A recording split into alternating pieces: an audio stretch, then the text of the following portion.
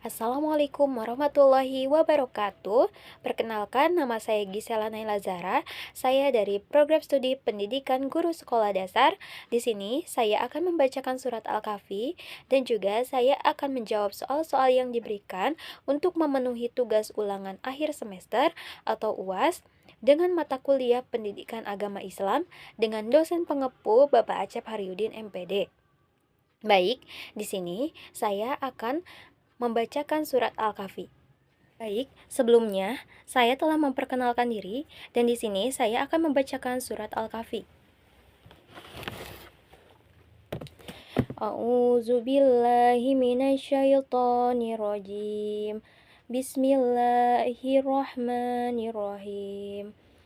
Alhamdulillahillazi anzala ala abdihil kitaba wa lam yaj'al lahu iwaja. Qayyima liyudhira ba'syan sadidan min ladunhu wa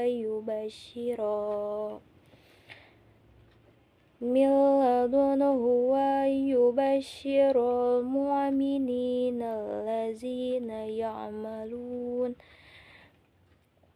allazina ya'maluna salihati anna lahum ajran hasanah makisina fihi abada wa yunzirul ladzina qalu takhadallahu walada ma lahum bihi min ilmi wala ila baihim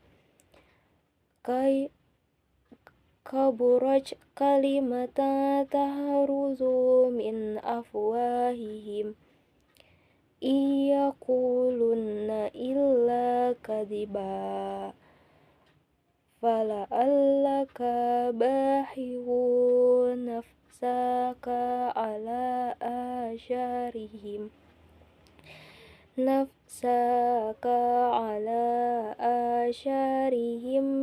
in lam yu'minu bihadal hadisi asyafa. Inna ja'alna ma'ala ardi zina natallaha linabluhu ayyuhu ahsanu amala wa innal lazailuna ma'ala alaiha sa'idan zuruja.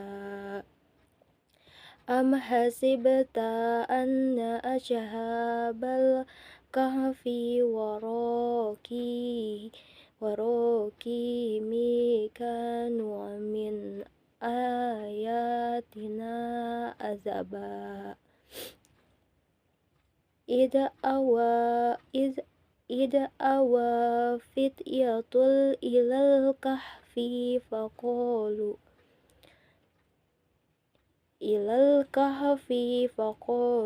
rabbana atina min ladunka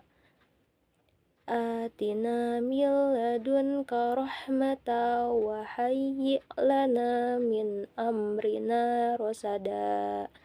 Shadaqallahul azim. Selanjutnya, di sini saya akan menjawab pertanyaan-pertanyaan yang telah diberikan. Pertanyaan pertama, Islam menghadapi tantangan modernisasi untuk menunjukkan kompatibilitas Islam dengan dunia modern saat ini.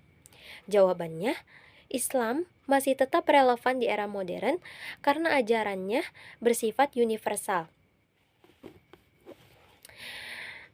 Mendorong ilmu pengetahuan dan memberi ruang itijad untuk menjawab perkembangan zaman dengan prinsip keseimbangan dan etika. Islam mampu beradaptasi dengan modernisasi tanpa meninggalkan nilai dasarnya. Jadi, sejak zaman dahulu itu, Islam itu sudah mampu beradaptasi dengan seiring berkembangnya zaman. Seperti dulu itu eh, menyebarkan agama Islam itu dengan ceramah, dengan mengikuti kajian-kajian secara langsung. Dan sekarang itu di zaman modern ini kita bisa mencari di YouTube, di TikTok, di Instagram. Bukan berarti eh, dengan perkembangan zaman ini kita tidak bisa mengikuti kajian-kajian. Mengikuti kajian secara langsung itu lebih baik dibandingkan lewat gadget. Dan juga kita tentunya harus berhati-hati di era modern ini, karena teknologi itu makin berkembang. Dan juga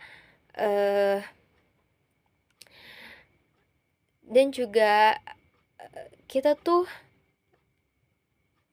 jika melihat satu konten itu tentang ceramah itu belum tentu itu tuh benar, karena di zaman sekarang itu masih banyak orang-orang yang mencemarkan nama baik agama gitu. Seperti saya pernah melihat contoh itu,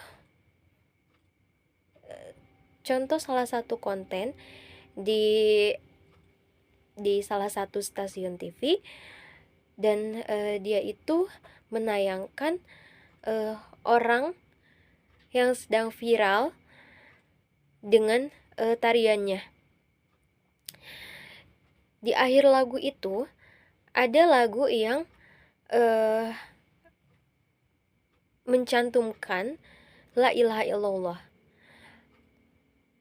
dan itu saya sebagai seorang muslim itu sangat kecewa, karena itu tuh bukan suatu bahan candaan, bukan suatu bahan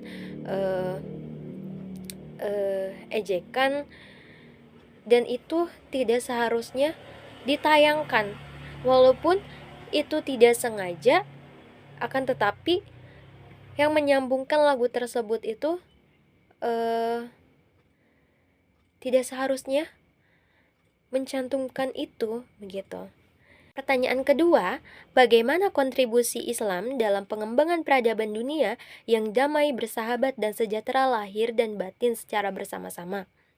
Jawabannya, kontribusi Islam dalam pengembangan peradaban dunia yang damai, bersahabat, dan sejahtera lahir batin ditunjukkan melalui ajaran rahmatan lil alamin yang menekankan perdamaian, keadilan, toleransi, dan kepedulian sosial. Islam mendorong dialog, kerjasama antar umat, pengembangan ilmu pengetahuan secara keseimbangan antara kemajuan material dan ketenangan spiritual demi kesejahteraan bersama. Pertanyaan ketiga, bagaimana peran masjid dalam membangun umat yang religius, spiritualitis, sehat rohani dan jasmani, cerdas emosional, intelektual dan spiritual, dan sejahtera?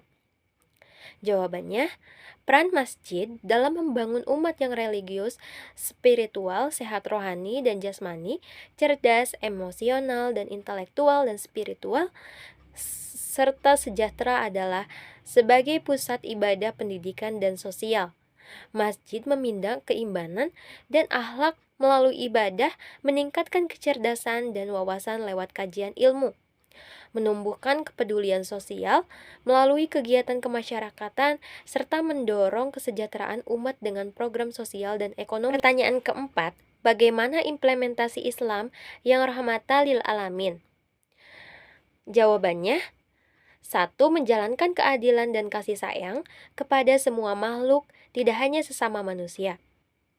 Yang kedua, menghormati perbedaan dan membangun toleransi antar umat beragama. Yang ketiga, mendorong kesejahteraan sosial melalui sedekah, zakat, dan kegiatan kemanusiaan.